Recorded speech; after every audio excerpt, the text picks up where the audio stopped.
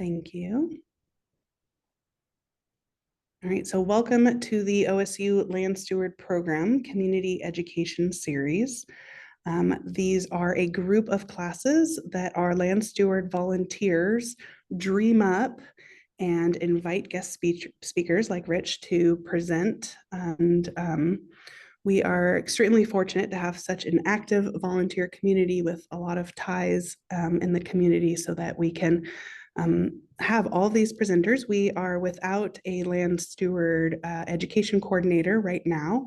And so my name is Nicole. I'm the education program assistant, staying on while we wait for our coordinator, who should be joining us next month, hopefully. And if you want to hear about upcoming classes, you can go to our website, or you can just Google Land Steward Program, OSU, and it should lead you to this page here on my screen. And then there's a subscribe button. And what we send out in the subscribe button are, when you subscribe, is a MailChimp that will share the classes that are coming up. We do share a quarterly newsletter, so you can hear about what's going on in the land steward world. But again, that's only quarterly. And when we have our upcoming field class and training for our land steward program, once we have a coordinator in place, or a hybrid class, if we're able to offer either of those upcoming this year, that's where we share. So those are the only notifications you get during from this hitting the subscribe on our land steward program website. So if you are not already on that and want to keep up to date in the classes we offer, you can do that. So we are here today for Why Are My Trees Dying with Richard Fairbanks. And on April 2nd, we have Removing Invasive Species from Riparian Areas, Strategies and Permitting.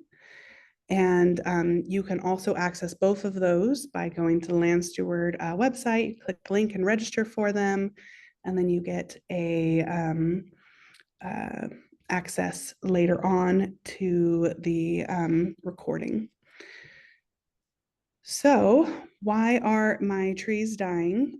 Rich owns 20 acres of mixed conifer forest. He is a certified silviculturist and holds a master's degree.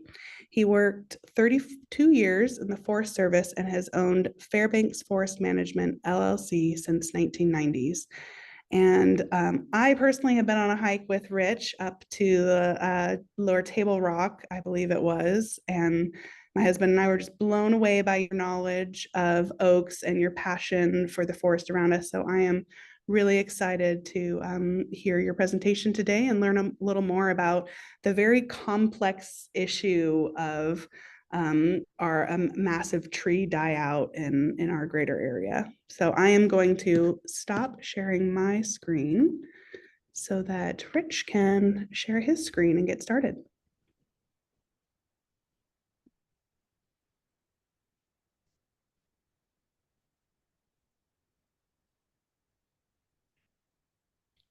Okay.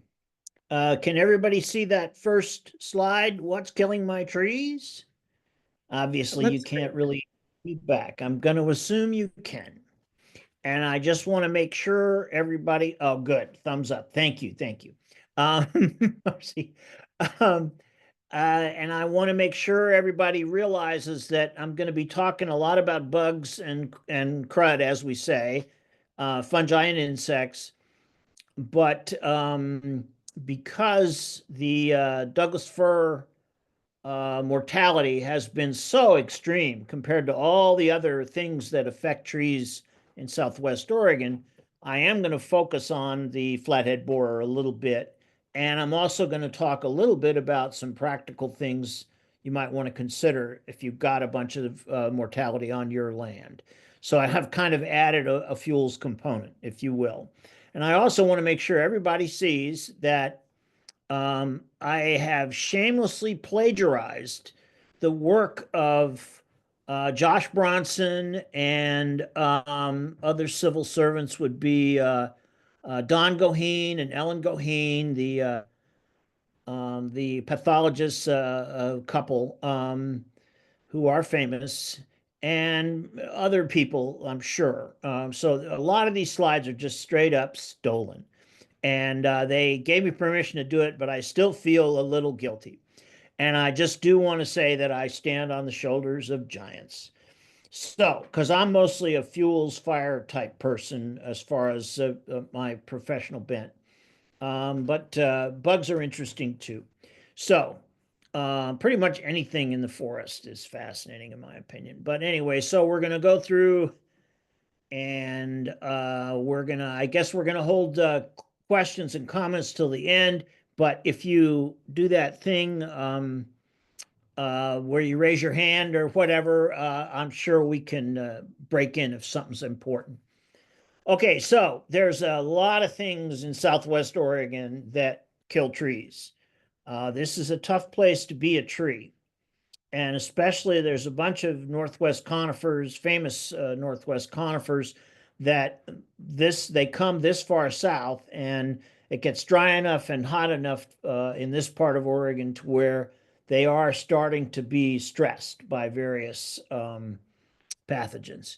So we're talking about insects, pathogens, various wildlife, human origins, things like deer horning saplings, things like that. And weather, boy, we've had some extremes lately, and complexes are common. In other words, more than one factor affecting a stand of trees. The root rot gets in and it weakens the tree, and then the bark beetles come in and have a party, that kind of thing. And I think one of our, oh, I'm going to have to move that. Wait a minute, guys. There we go. Okay. Um, this winter, we had a situation in a lot of the Applegate and maybe over on the Cascade side where we have a bunch of dead overstory Douglas firs, dominant trees 80 to 100 feet tall, but they're dead now and they're no longer intercepting a lot of the snow that falls. And then we had, well, 14 inches of wet snow, and that broke a lot of the mid-story hardwoods that are 40 to 60 feet tall. And of course, madrone is big leaves, evergreen leaves. So it carries a lot of weight and it's a brittle tree. And so they broke a lot of madrones with that snowfall.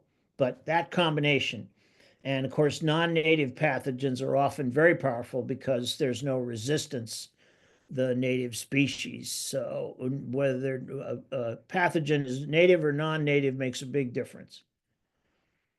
Um, this is good or bad. It really does depend on what goals you've got for your bit of forest. I am very unhappy about the amount of canker I've got on my madrones that's there in that shot. But I also know that they're excellent firewood. So while I'm sort of mourning that I've got canker, I'm also collecting some pretty nice firewood. So just a brief recap. I'm sure you all know this by heart, but the leaves, through the miracle of photosynthesis, they take sunlight and they grab carbon from the atmosphere, carbon dioxide, and they get water from the roots, and they make photosynthate. They make carbohydrates, they make food. And that is really the miracle of how plants work. And indeed, vascular plants, like trees, have this amazing ability to use capillary action. We'll discuss that a few slides down the road here to get their work done, so to speak. And one thing it is important to remember is the live part of a tree, of the trunk, is just a thin sheet of cambial tissue between the bark and the sapwood. And to some extent, that's what runs the systems of the tree. The sapwood's also involved, but the cambium is a very important part. And the uh, the system is the tree pulls water because the leaves are evaporating water, because they've got their pores open, their stomata open, they're evaporating water, so it's being pulled up from the roots. And to give you an example of how utilitarian the roots are, how opportunistic the roots are, you will often see roots going way far away from a tree in this part of the world where it gets very dry. And one way I can demonstrate this is with Boishniakia. This is a pretty little flower. People call it ground cone. It looks like an upside down pine cone sitting there, but then you see that it's flowers, these really nice pink and white flowers. And Boishniakia only grows on the roots of Ericaceae. And around here, that's madrone and whiteleaf manzanita are the only Ericaceae. So if you see a madrone trunk and you see a ground cone, Boishniakia, and that ground cone is like literally 50, 60 feet away from the trunk of that madrone, that's telling you just how far trees will go for water around here. They will wander quite a ways, and they're not designed, roots don't have to hold themselves up like the limbs of a tree, and they don't have to arrange themselves for maximum photosynthesis like the branches of a tree, the twigs and so forth. So they're quite opportunistic. You can find them in some pretty odd places. Just again, the photosynthate that's made by the tree in the leaves with photosynthesis has an order of priority, how it uses that food. And the first thing it does is it maintains living tissue that's already there. It produces fine roots, new leaves. It produces flowers and seeds if it's got enough food. It does height growth and branch growth, and it then does diameter growth, gets bigger around. And then finally, last priority is its defense, making chemicals to defend against insects and pathogens and so forth. Okay, so a word about how water works in a tree, because it makes a big difference when you start talking about bugs and stuff. Water has strong internal cohesion. Water sticks to itself. You spill a little water on a table and it droplets, there's internal cohesion. And water forms a continuous root to leaf system. In other words, there's water on the finest little root, and there's water at the top of a 365-foot redwood tree. And evaporation causes water to move in the xylem, in that sheet of living tissue around the trunk of the tree. And that generates tension, and it pulls more water in at the roots. So this is capillary action, miraculous process where it's driven by adhesion, water sticking to the plant's tissues, cohesion, molecules sticking to each other, and then it's facilitated by the plant's narrow tube-like structures called variously xylem and all kinds of other in more complex structures, but let's leave it at xylem. And speaking of moisture, for these local trees around here, this is the ordination. And of all the tree species anyway, white oak is the most tolerant of drought. And then black oak is very drought tolerant. Ponderosa pine, again, very tolerant of drought. Then madrone, then incense cedar, Doug fir, etc. And they go all the way down on this one. They go all the way down to western hemlock, which loves water and needs to be in a moist environment. So for these first 4 or 5 trees that grow on my property, actually 6 or 7 of them, species, I spend a lot of time thinking about this ordination when I'm thinning, okay? It's very important to be thinking about which trees can handle drought, dry soils, etc., when you're thinning. And when there's not enough water, things get messed up pretty fast. The cells get blocked by air bubbles. They actually break that water column to some extent. Um, some of the cells collapse. The pores in the leaves close, and that means the plant can't do a lot of its processes. It starts to starve for food, and there are fewer defense mechanisms. There's overheating, proteins break down, wilting, sometimes permanent wilt point is reached, and the plant dies. So, but definitely water stunted growth, dieback, disease, insect attack, death. That's pretty depressing. Gosh. Okay. So I like these little diagrams they do here. Yeah, I stole these totally, but this is a really good point. It shows at the bottom here this little available water and nutrients, and it shows that the trees are pretty far apart. And you know it's Southern Oregon because it's conifers and hardwoods all mixed together. And this is just a fact. Wide spacing means there's adequate water for plants.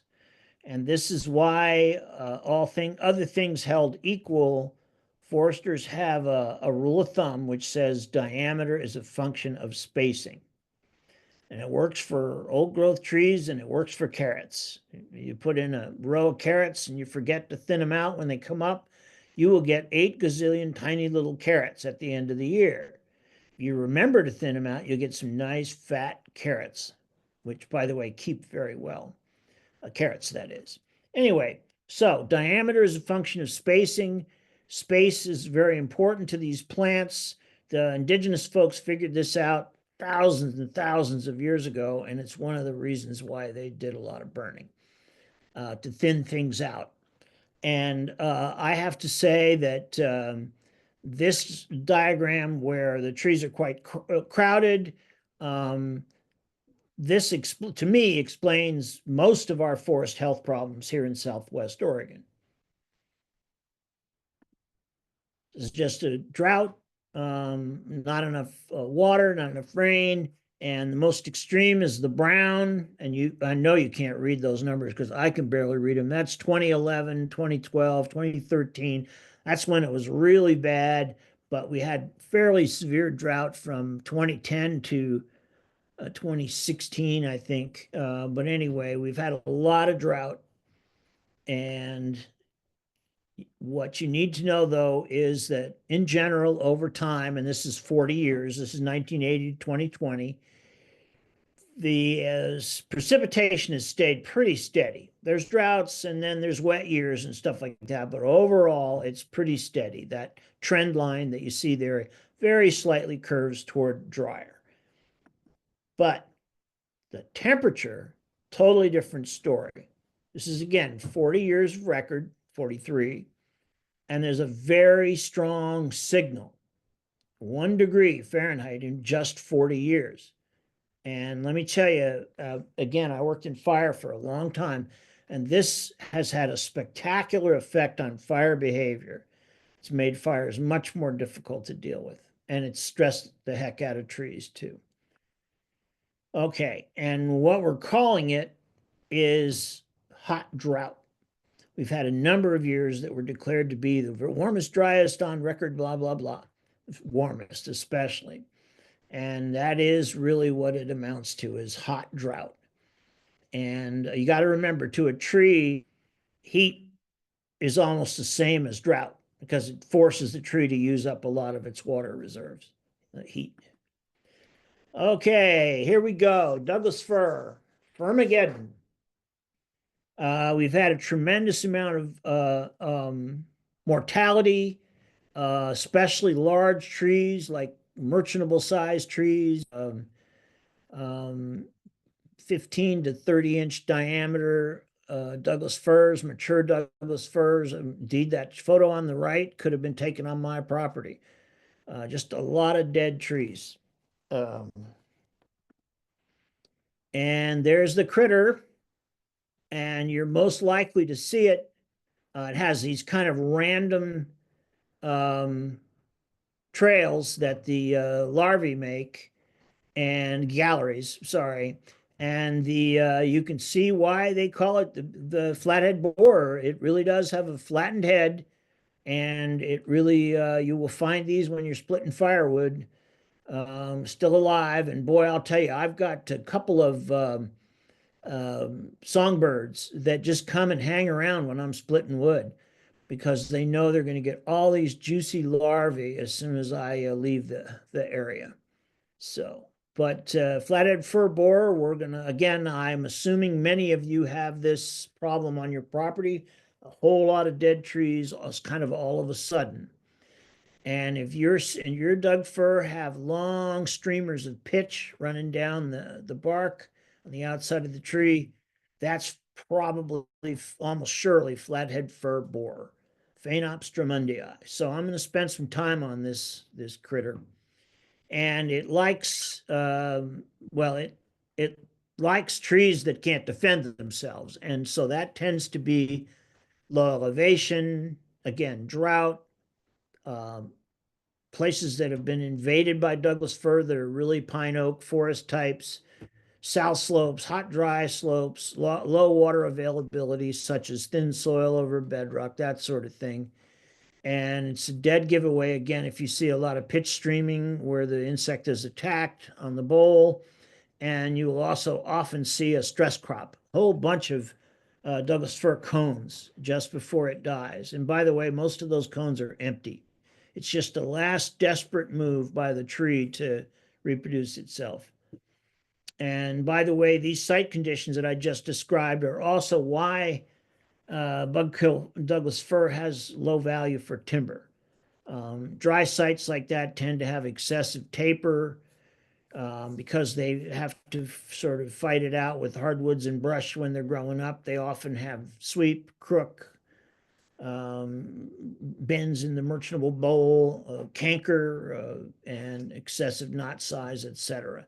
So they tend to be kind of low quality Douglas fir. Okay, now the problem with Furmageddon, or whatever you want to call it, Phaenops having such a large outbreak in Southwest Oregon is fuel, or it's one of the problems. Um, Standing trees, the crowns contain a lot of small diameter fuels, 0 to 3 inch diameter. These fuels that small have a very high surface area to volume ratio, and so they dry out pretty quickly, and during the passage of a flaming front, they are richly supplied with oxygen. So whether they're up in the air, like in this photo, or whether they've broken off in a storm and are laying on the ground, these crowns can develop a rapid rate of spread. And the large fuels, the big trunks and the snapouts, broken off trees laying on the ground, that sort of thing, they are not, they have a very low surface area to volume ratio, and they tend to contribute nothing to the flaming front of a fire as far as energy, but they are a big deal in terms of resistance to control. And that's another thing firefighters worry about. You got to cut fire line through that mess. You got to grab a couple extra saws, and you got to be ready for a lot of bucking, a lot of cutting just to build the 100 feet of fire line. So that's how it works. And by the way, this is power company slash on my land. They have a single strand line going through. Anyway, so the fuels problem includes power lines. If you leave these, eventually a snap out will break off and break that line, and it'll arc, or it may arc, and create all kinds of fire problems. Roads, you really can't leave trees that are leaning even a little bit toward the road, and many of them are because there's more light, because they will break off or fall over, and you won't be able to get to work in the morning. So we need to remove these dead trees or deal with them in some way around houses, power lines, evacuation routes, etc. And around here, I mean, you got 100-foot snags on a really steep slope. And what are you going to do? Well, first of all, I'd say you figure out what trees you can leave, right? If it's not near a house or a power line or a road, maybe it doesn't need to be cut. So the first thing I look at is snag retention. You're going to leave some trees, and ODF, or excuse me, Department of Fish and Wildlife recommends 6 trees per acre in mixed conifer. For one paper I looked at said that for hairy woodpecker, which is very common now in in the Sterling Creek area where I live anyway, recommends just under 2 large snags, 15 or greater inches DBH, diameter breast high, hard snags per acre for mixed conifer. So, and I did some plots, quickie plots on the worst of my mortality, and I had 16 to 20 of trees that met that spec, greater than 15-inch DBH and a hard snag. So it's you've almost always got way more than you need for wildlife, but it's important to include that, I think, in your thinking if you're going to get rid of some of this stuff. Okay, you also want to have some coarse woody debris. It's important for a number of fungi and insects, and even things like the Pacific giant salamander. They need these habitat features for to live. And so the General Technical Report 056 wants you to leave, or they think it'd be best if you left 98 cubic feet per acre in the 9-inch to 20-inch diameter class, but they point out there's enormous variability. And I would argue that the most important things about coarse woody debris is you want to leave them like in draws and places that are cool and moist where a lot of this fungal activity and so forth can take place. But you want to avoid leaving coarse woody anywhere near a control feature. In other words, think about where somebody would build a fire line and don't leave large logs there. Okay, dead shade is a pretty important concept. For larger openings, say more than 1/10 of an acre, which is a pretty big opening, a 70 feet across or something like that, you got dead trees will absorb a bunch of energy, all wavelengths of sunlight during the day. At night, that same dead tree will radiate long wave radiation, sensible heat. So the result is a microclimate of warmer nights and cooler days. A lot of times it makes a difference between a seedling trying to get going, especially a planted seedling, makes a difference between life and death. That those cooler days can be literally a lifesaver for planted seedlings.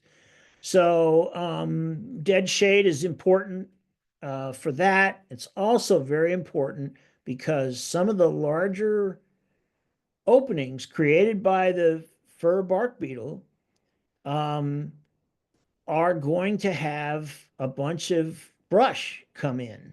We've already got grass and forbs and things like that invading and you know, taking advantage of that extra light and water. But hardleaf shrubs like manzanita and ceanothus are extremely flammable. They have waxes, fats, and oils. They're short stature vegetation, so it's easy for a surface fire to get up in the crowns. They're very flammable. We'll leave it at that. Yeah, very flammable. So that's a big future problem. And part of the way to deal with that, again, is you retain some of that dead shade. Okay, so, but after you've figured out snags and coarse woody debris and leaving dead shade and all that, you still got a bunch of stuff to deal with, right? This is more power company slash on my land. So what are you going to do with it? Well, I recommend that you remove some of it. Oh, come on. Thank you. If your slope is gentle, like this in this photo here, less than 30%, horses will work very well. and they provide very little compaction to the soil resource, which again around here often has clay and is very compactable. So you can do that. By the way, this horse's name is Applejack, and he liked pulling. He just enjoyed that. He enjoyed pulling those logs out. I can't explain why I would think a horse had an emotional. Well, anyway, the one thing to remember though is on gentle slopes like this, it's not a good idea to use pickup trucks, ATVs, etc. on wet soil. You will get compaction, and compacted soils don't grow anything. So another way to remove these trees is use skidding caps and high lead. And so I'm just going to explain that. You go out and buy a skidding cap, and you get these mill-size logs. This is a 13-footer because my friend Bud has a sawmill, a little portable sawmill that prefers 13-foot length. And that's a real challenge, but the skidding cap tremendously helps. That smooth, high-density polyethylene and the nose cone shape allow that log to just float over the brush rather than tearing into it and trying to plow the whole hillside as it's coming up to the road. And there you can see it in action. Again, that slick plastic, it slides past that tree and doesn't tear into it. So it's a very, very effective tool. Skidding caps. And the other thing you can do if you want to pull out logs and make them into firewood, or in this case, make them into boards, you use a high lead. And that's just high angle of force. That's all you're trying to do is change the angle. So it's not just dragging that log across the ground and tearing things up. It's picking it up. And indeed, it's by the time it gets up near the road, it's often floating free in the air, like the one on the right there. This works best when you're pulling uphill against the force of gravity. And I'm just going to play, I think, this little clip. All right, Rich. Let it rip.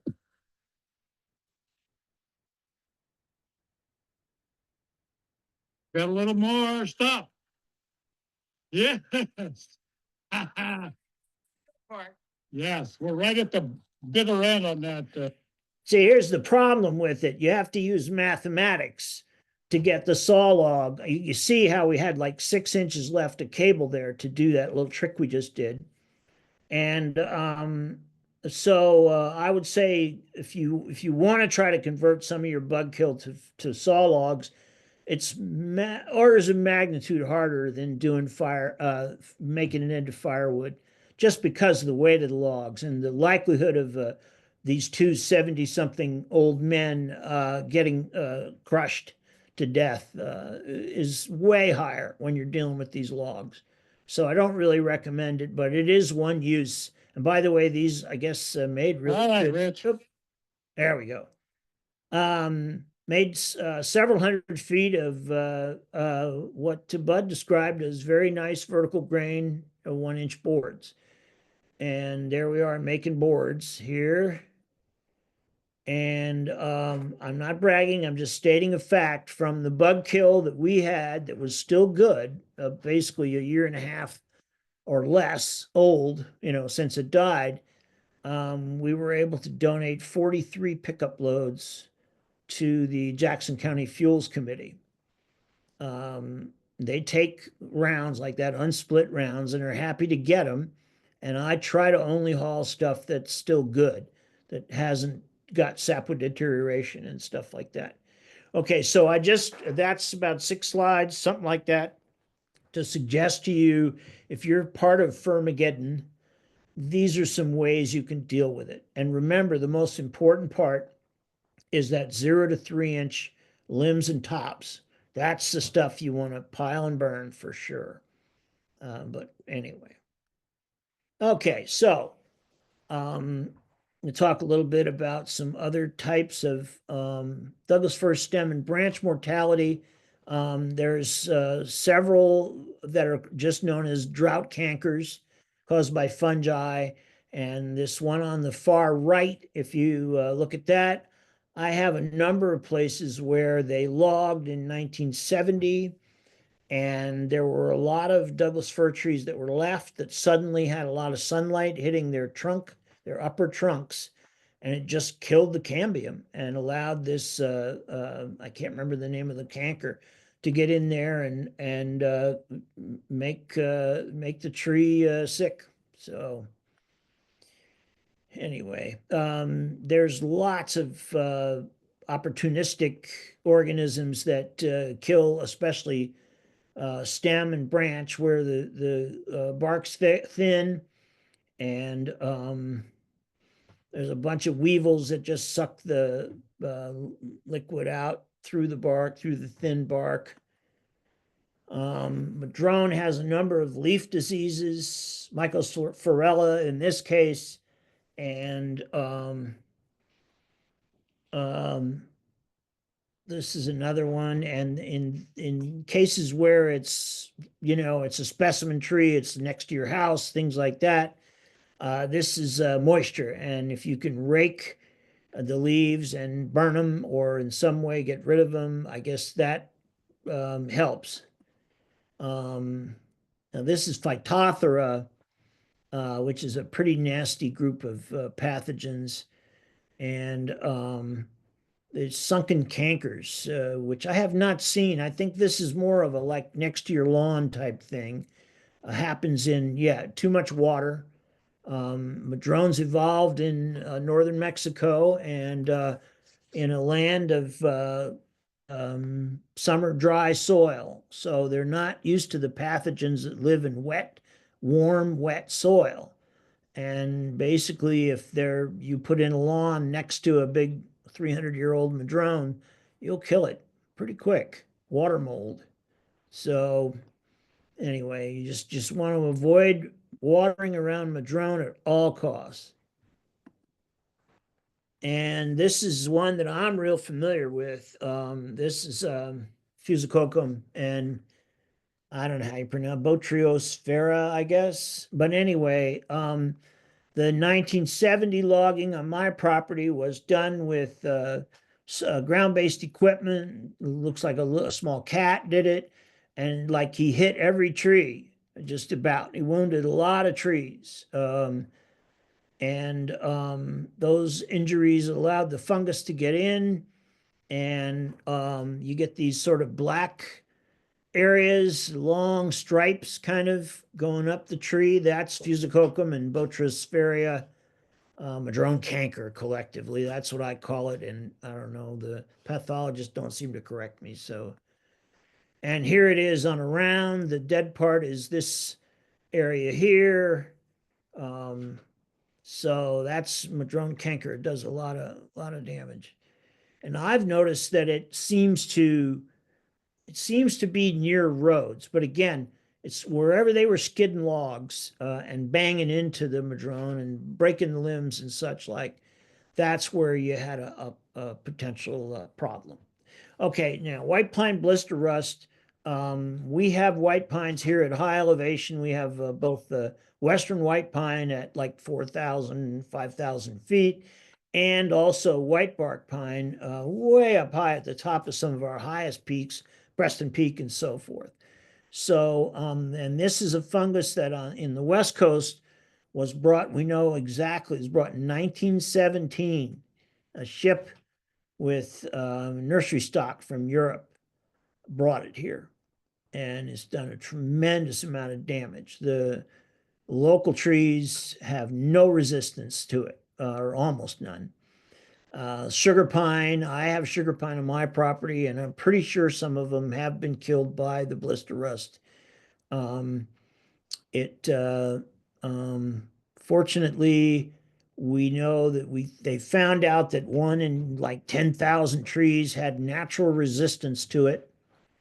And they started a breeding program back 30 years ago where they would find that one in 10,000, and then they would find another one that was resistant, and they would put pollen and seed together and grow out resistant stock.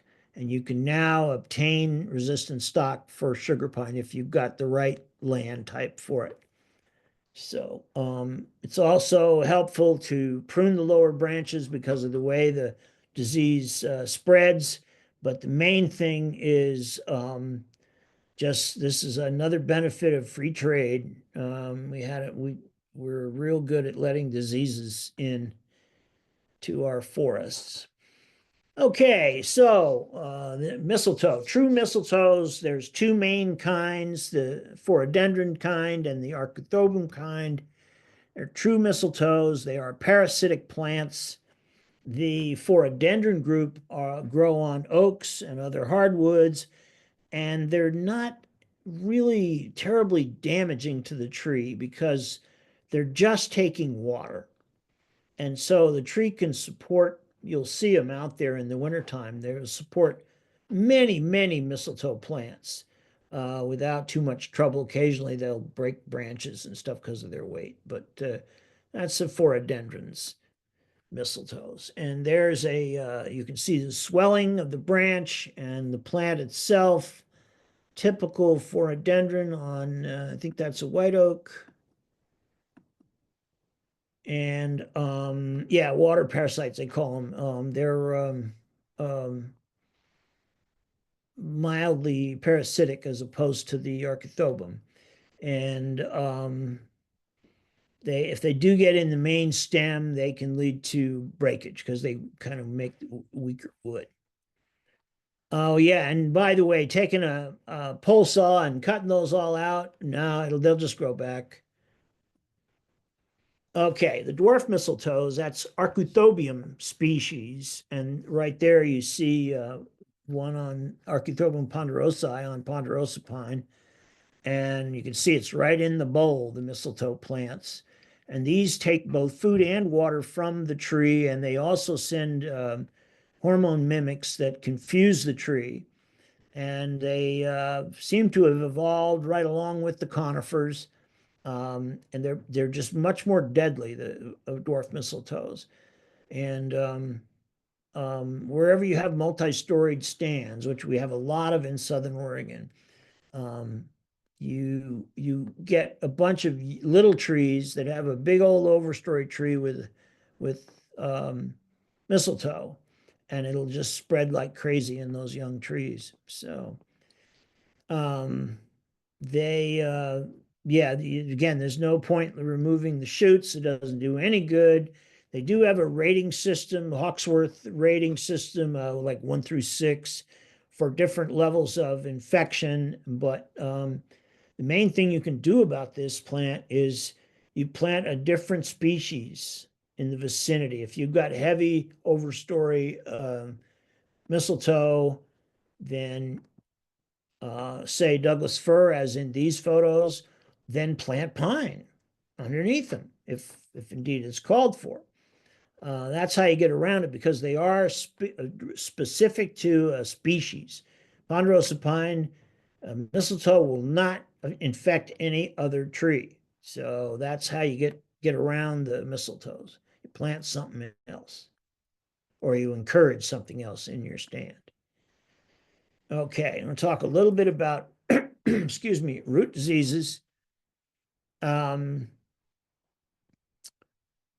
These are fungi caused, and occasionally other organisms like the Phytophthora there we were talking about earlier. And a lot of times they're sort of always been there. There's sites on the Willamette National Forest where you'll be walking through this Doug fir old growth and maybe some western hemlock, and then all of a sudden you'll hit an area that's like alder and western red cedar, and often circular, and that is a root disease site where the Douglas fir cannot live there because it's killed. By the time it's 30, 40 years old, it falls over dead. But the cedar and the alder are resistant, well, they're immune, so they can grow there. So that's the infection centers are often roughly circular and so forth. Now, because they slowly kill the root system, they weaken the tree, and bark beetles are often a secondary effect.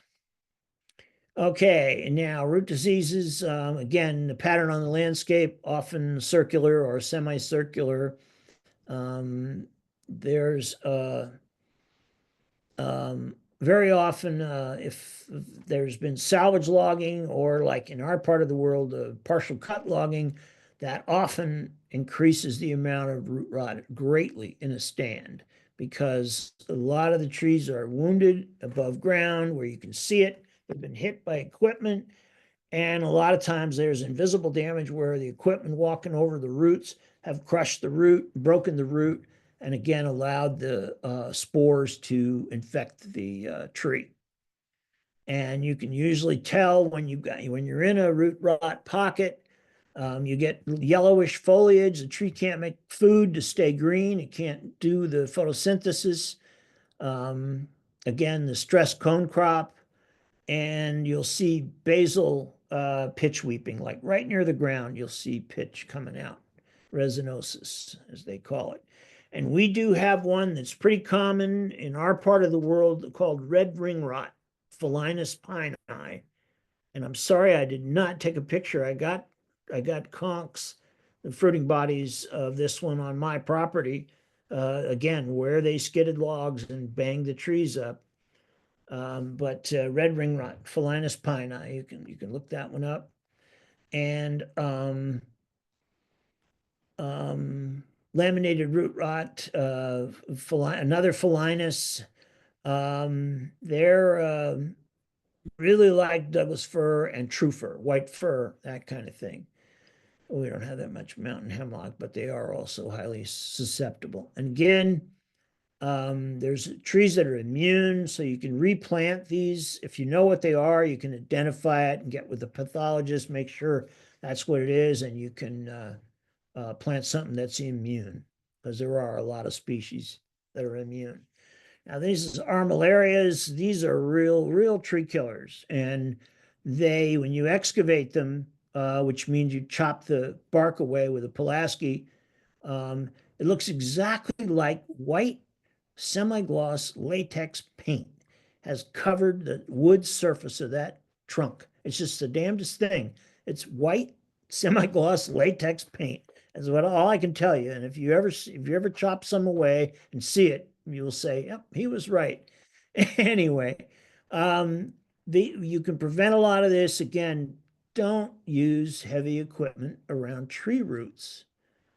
Whether the soil's dry or wet, you're breaking roots. You're killing parts of that tree, and you're allowing a disease to get in there. And you also need to be very careful when you're planting. And again, you need to go to species that are not susceptible to a particular kind of rot. Compaction definitely sets these trees up for root disease too. That's near skid trails, very common for them to show up there. Armillaria malea is a really deadly one. That it just kills pretty much everything, including these large oaks that got water a lot because they're next to a lawn, or in this case, somebody's landscaping. And again, compaction and wounded or damaged roots. Avoid doing a lot of watering around these big old trees, folks. It does not help them. You're not helping them. Okay, wood decays. We have a whole bunch of fungi that break down trees after they're dead, and sometimes will attack them before they're dead if they've been wounded and so forth. And they provide a very valuable service, especially where they leave the very hard outer wood and have the nice rot in the middle, the nice chewy nougat center there, that the various birds will excavate that after a woodpecker's made that initial hole, and make a very safe place to raise a family, for example. So these heart rots, these stem rots, and the ones that get with the tree after it's dead, they're very important. They're part of the deal, you know. And I'll point out one, pouch fungus, which if you start seeing pouch fungus on a dead Doug fir, that's starting to decay the sapwood, and you need to get that tree cut up real fast. Get it cut up so it dries, because its value as firewood starts to drop pretty rapidly when you see the pouch fungus, the little white balls there. Okay, let's see, 6:51 p.m. All right, I'm 9 minutes ahead. Okay, we can take extra questions. I'm almost done here, folks. To summarize, I think it is really important and really fascinating, frankly, to know what is killing or affecting your trees, bugs, etc., fungi, whatever it is. However, as much as fun and interesting it is to track down those pathogens, figure out what they are, maybe figure out what you can plant to eliminate the problem from the stand and the new stand, that sort of thing, that's fine. But one thing I really want to emphasize, especially with this Firmageddon stuff, it's critical that you manage the fuels resulting from insect and disease mortality.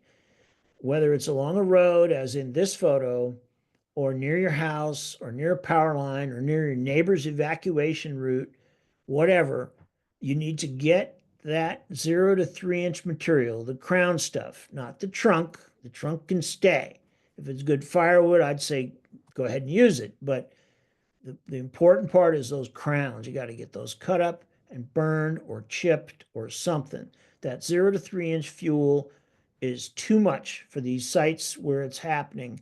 This Firmageddon thing is a big problem.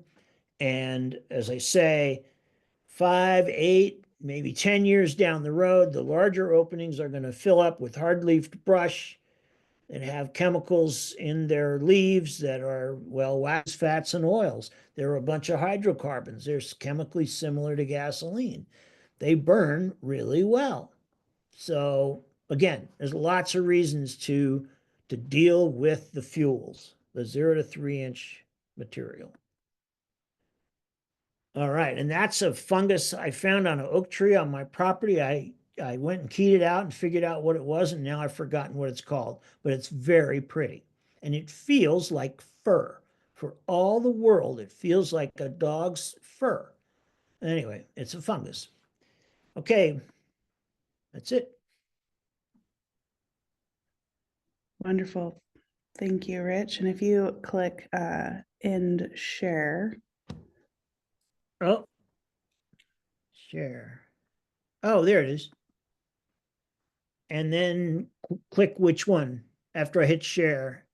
If you click end share, it should end the sharing and show you everyone's videos if there are.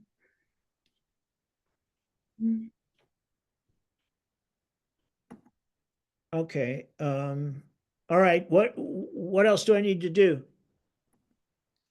there a little button at the top of your screen that says end share screen?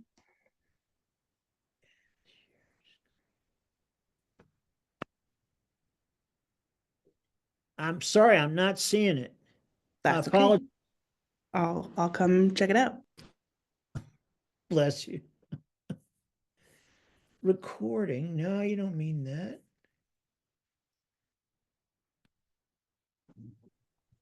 Sometimes your toolbar is kind of hidden when you're in presenter mode. So look for the toolbar that has all the like icons and the chat and the reactions. And maybe on that, you'll see the option. Where? Wait. What did you just push? I'm sorry. Down at the bottom. Okay, I'll just trust you. All right. Thank you. All right. It's good I got adult supervision here.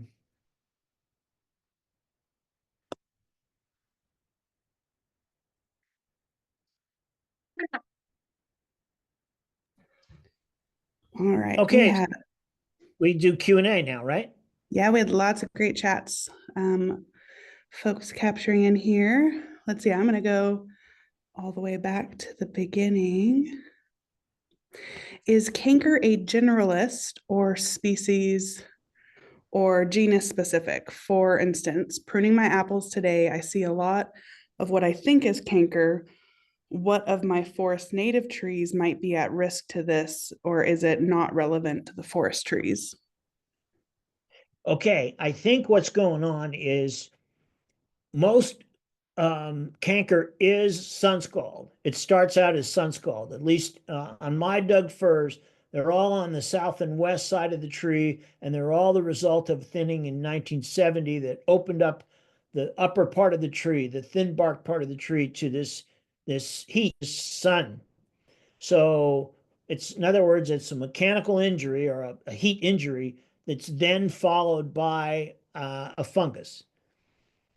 I hope that gave you some insight. Okay. And Elisa asks, what do you think is causing canker on madrona? I've read some literature suggesting the root cause is drought. Is that true? I think it plays a role, yes. And the fusicoccum and the botrytis, I can't pronounce it, but anyway, the two that make up what pathologists call madrone canker and arbutus canker, they are,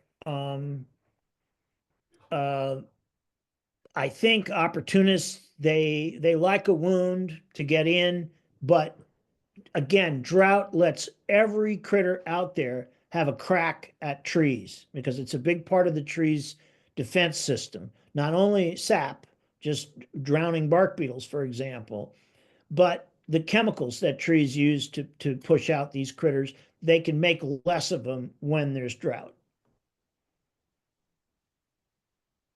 Okay. And by the way, folks, if anyone wants to turn on your video, you're welcome to. Rich can see all the little icons now that he's not presenting. I'm going to move on. We'll go through the chat and then let folks unmute. Are you okay with that, Richard? Yeah, you want me to just answer these in order? Yeah. Like dead. Okay, yeah. Amber Shot Koenig. Thank you for the question, Amber. Yeah, the function of dead trees is multiple, and its primary thing is, of course, food for hairy woodpeckers and occasionally a pileated woodpecker if you've got enough large trees. And once those have made initial excavations, you get secondary, like neotropical songbirds, for example. They will enlarge that hole. And again, if there's rot in the middle of the tree, which there often is, they will make a real cavity there. And that's how we get a lot of our tropical songbirds to reproduce, because they're able to nest in the dead in snags. There's all kinds of other things I've noticed on my property that the Cooper's hawks love to perch in dead trees. They don't like live trees that are taller than the others because there's so much foliage in the way. They like a snag that's sticking up so they can murder various rodents and birds. And your other question, yeah, which ones are best to leave? Okay, hard snags that seem real solid. They're not soft when you bang on them. And trees with a low center of gravity, trees with a lot of taper, those are not going to blow over in the first storm. You get those super tall, skinny, slender Doug firs that, 150 years they've been growing in the bottom of some north-facing canyon. They've been reaching for the light all their life. So they have a high center of gravity. And when they die, the first good wind is going to snap them off or blow them over. So you want a low center, you want a short, stocky tree for your snags. Okay. And big is better. When it comes to dead trees, really big. If you're really lucky, you got a lot of really big trees. You might even be able to attract pileated woodpeckers, which are magnificent creatures. You'd be so lucky if you could get them to come and hang out on your place. Okay, to add decline of cavity nesting birds, it seems like you would want to preferentially select for the largest diameter dead trees for, yes. Elisa, yes, that is, yeah, no argument here. That is exactly right. Big snags are much more effective habitat than small snags. And by the way, the smaller snags tend to have more flammable functions too, more flammable characteristics, I guess you'd say. Okay, where are we here? Yes, large trees are better. Yes, that comment about the horse, for some reason they like doing that, and you're right. I've heard huskies love pulling sleds. Who knows why? Maybe they know it's why they get fed by the humans. Anyway, Bud, I'll bet you I know that, Bud. Is chipping small diameter material more or less better than burning, especially when one is working alone? Good point. Okay, the good news about chipping is there's no smoke. You don't have to worry about any of the air pollution, and you have no likelihood of it escaping because you didn't watch it and starting a forest fire, that sort of thing. And the material is very useful for mulch, for any number of things. Okay. The bad news with chipping is it does not mimic natural processes as much as burning. It tends to, especially if it was live material or freshly dead material, it tends to produce a bunch of material that has the carbon to nitrogen way out of balance. So it needs nitrogen. If you can throw a little cheap nitrogen like various meals, for example, seed meals and things like that, cheap nitrogen into that pile of chips you just made, it'll help balance that out. But they do tend to starve the site for nitrogen.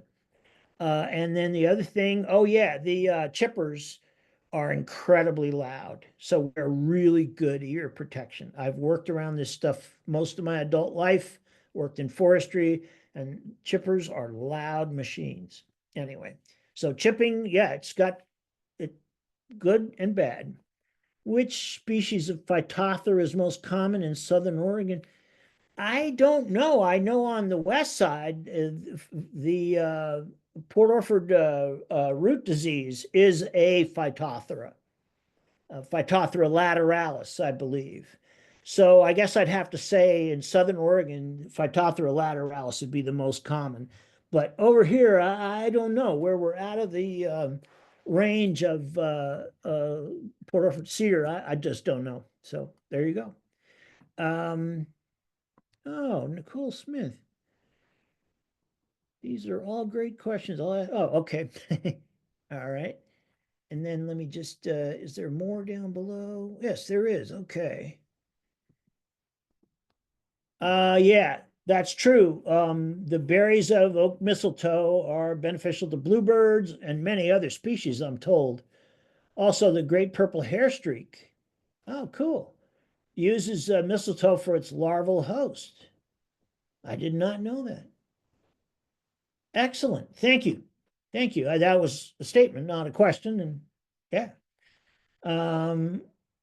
Thank you, Alyssa. Okay, what point do the densities of natural pathogens, insects, diseases, parasites move from just being part of the natural forest to a point where they require human management? Well, I would argue that humans have been managing these forests for a very long time, at least 30,000 years. And they were apparently pretty good at it.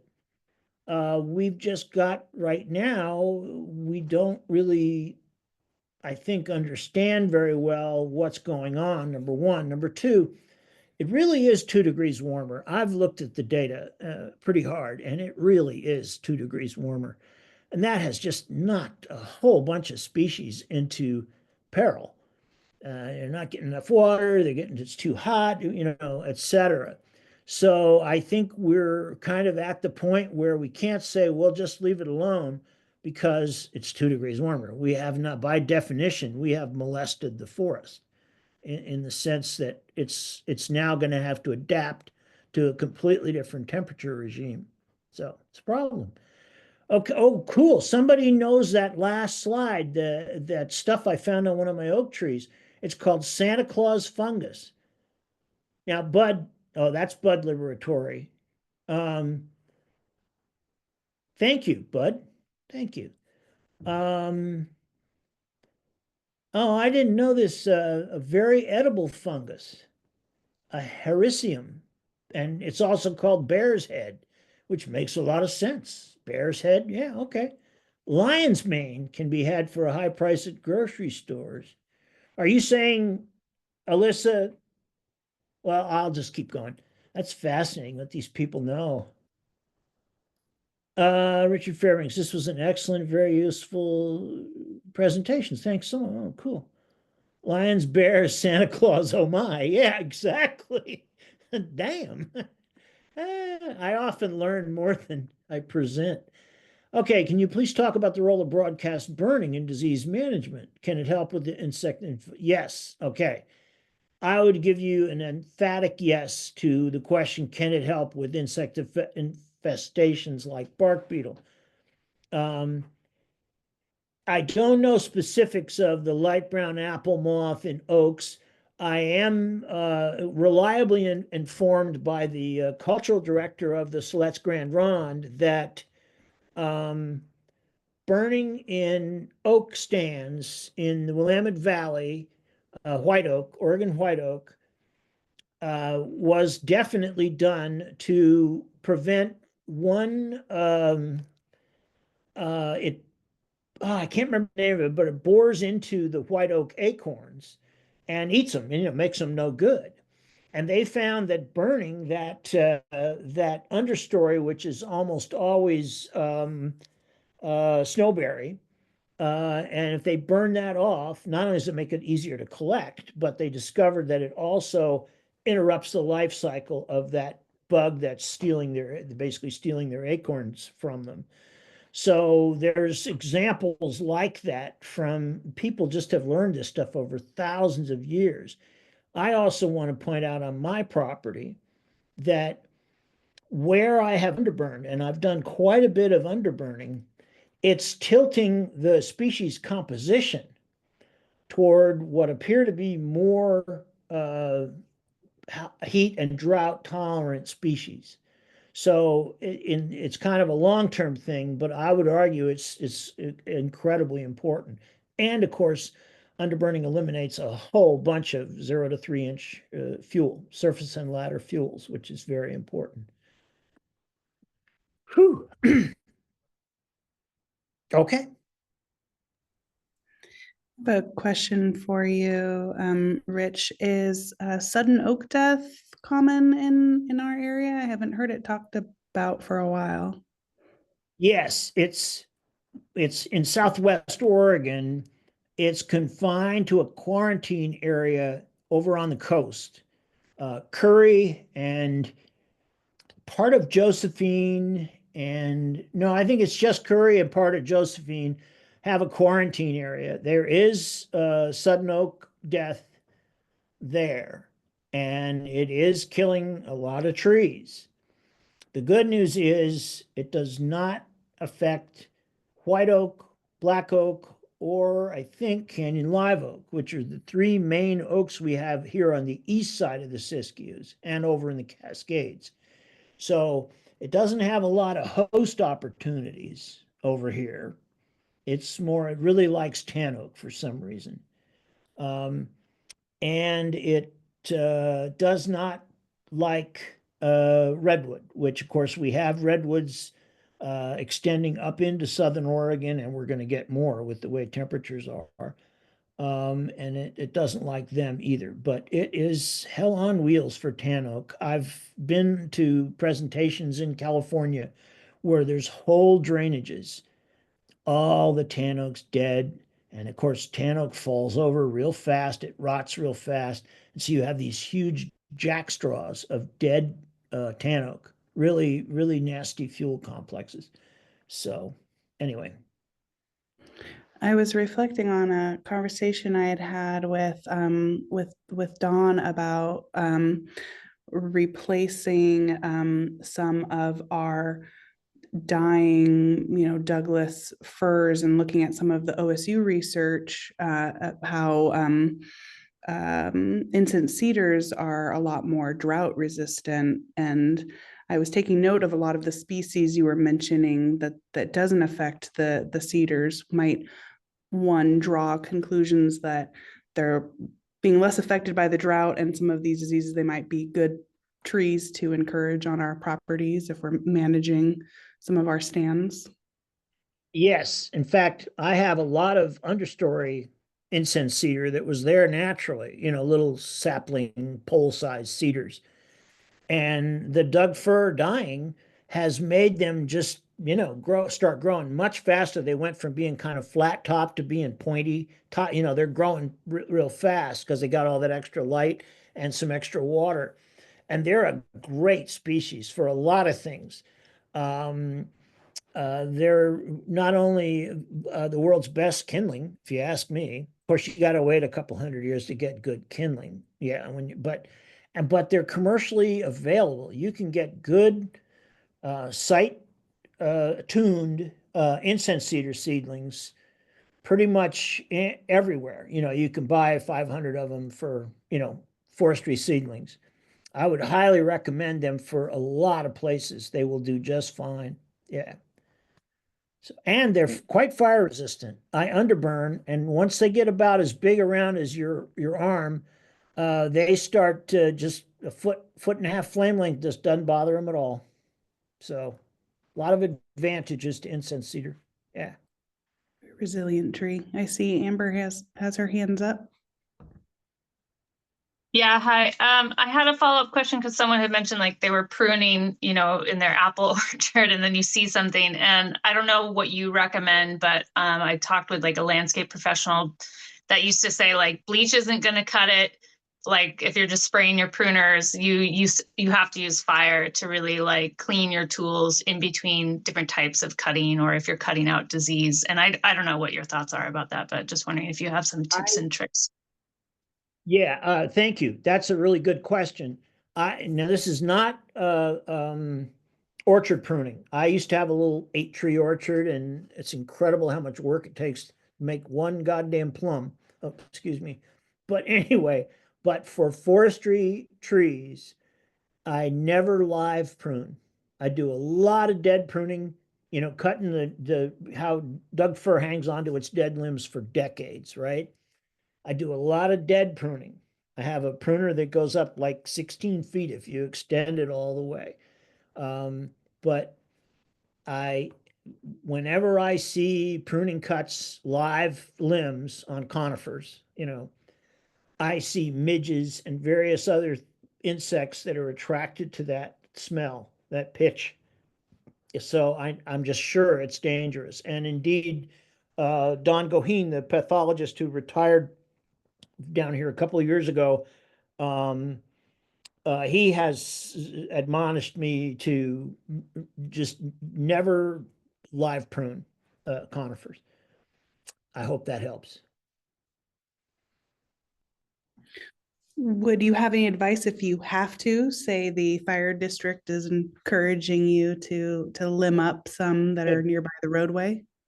Yeah, leave an inch or so stub.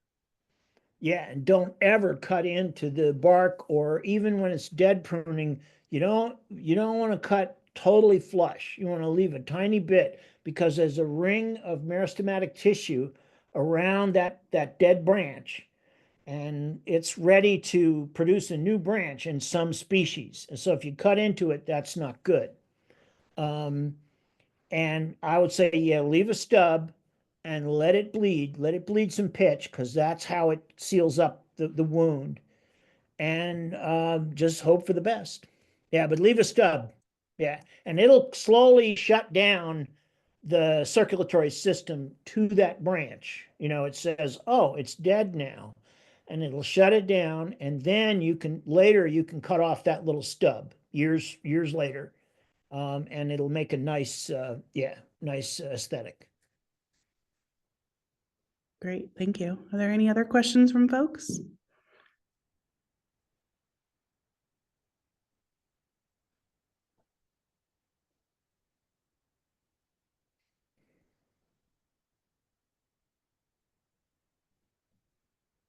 I like to give a nice long wait time. I actually do have another. I'm glad you waited. Would you, I mean, I know you mentioned some sources for saplings yourself, but if you have stands that are doing well, like, would you recommend just then seeding or I guess like, yeah, grafting off your own trees? I've been planting ponderosa pine in my Douglas fir stands. You know, I went and got 400 ponderosa pine and planted these large holes made by the Douglas fir, because that's really the choice, was go to something that's more drought tolerant or just let the hardwoods come in. And so I don't think I quite got at your question, but I do want to point out to you that if you're burning piles on your property, you will find the madrones will seed in. There will be madrone seedlings in that pile scar very quickly. I mean, are you trying to get back trees? Is that what you're trying to do to an area that doesn't have any, or? More along the lines of like you're saying, if you're kind of dealing with encroachment and you have, you know, drought issues or yeah, just like overcrowding, but you want to get back to like a healthier mix, and you have some trees that are doing well, would you just want to utilize those as your source? Well, it's really hard to do that, though. That's why most people, myself included, we wind up going to commercial seedlings. And the thing is, nowadays, they have nailed down the seed zones. Yeah, if you buy in your seed zone 500 or 1,000 seedlings, those really are adapted. They are from that local area. They've been collected and certified. The cone people have collected them, and they're really well adapted to your site usually. Okay, So that's the question, is site adaptation. So thank you. Yeah, they are. They're not. It's in the old days, you might get offsite stock that started breaking bud in the middle of the winter and all kinds of weird stuff like that, because they were from the wrong place. And trees are super fine tuned to their particular environment. Not anymore, man. They've figured that out. They've wired it in pretty good. So.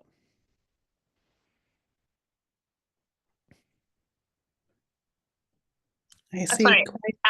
Oh, go Yeah. ahead. Sorry, there is a little follow-up, but because of the question about Phytophthora, I know some nurseries have problems with that. So I don't know if you've ever experienced like importing disease accidentally from those seedlings. I have nightmares about bringing in sod by accident, being the first person to get sod going on the east side, because my work involves me tromping around in all kinds of different forests. And what am I bringing home on my boots, you know? I mean, it scares me. It really does. But so far, I haven't brought any bubonic plague into Jackson County or any other. But I understand your concern. The thing is, those were commercial, like retail type nurseries where they got a big pot of soil for every little photinia or whatever they're selling. The kind of places I'm talking about are huge producers of little seedlings, millions of little seedlings for Weyerhaeuser and all these giant multinationals.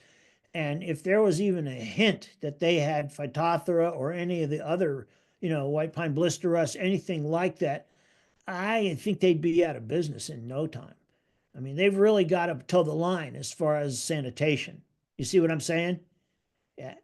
Even though they're motivated by all kinds of greed and other evil stuff, they got to do the right thing, you know, or yeah. I suppose it would hit them hard on the dollar, which they care about. Definitely, definitely. I think about that where I bought my seedlings in the past. I owned some property years ago that I watched the guy mishandle a box of seedlings, and I never went back to that vendor.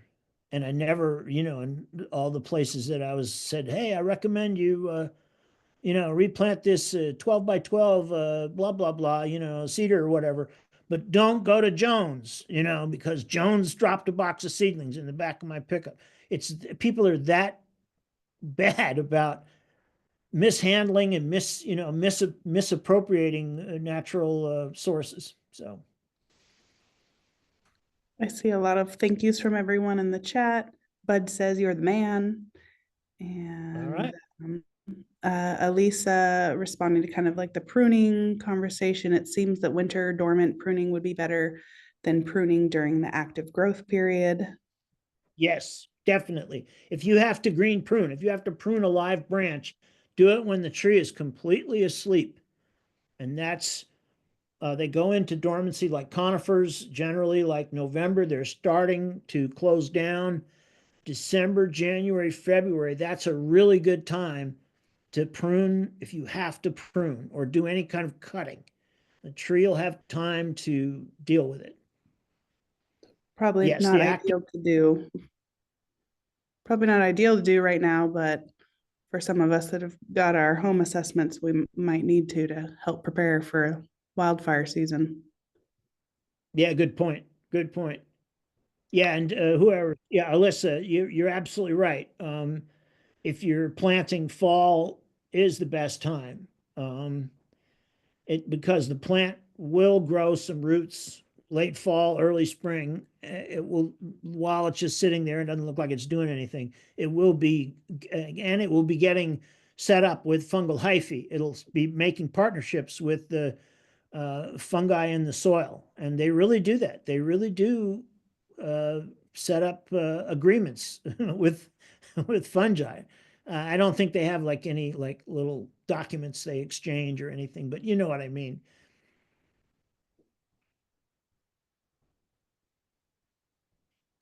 Okay. Any other questions from folks?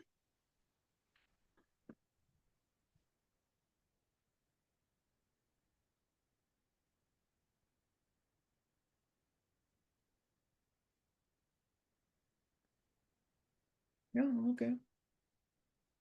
Thank you for such a great lecture, as Elisa said, and others. We really appreciate you coming out to the extension to Zoom here with us and making it accessible. Like I told you, there's some folks outside of Jackson County that are joining us too. And so I love this opportunity Cool. that we're able to give this presentation over Zoom and reach so many different people. And there are quite a few people that couldn't join us that I'm sure will enjoy watching it later on.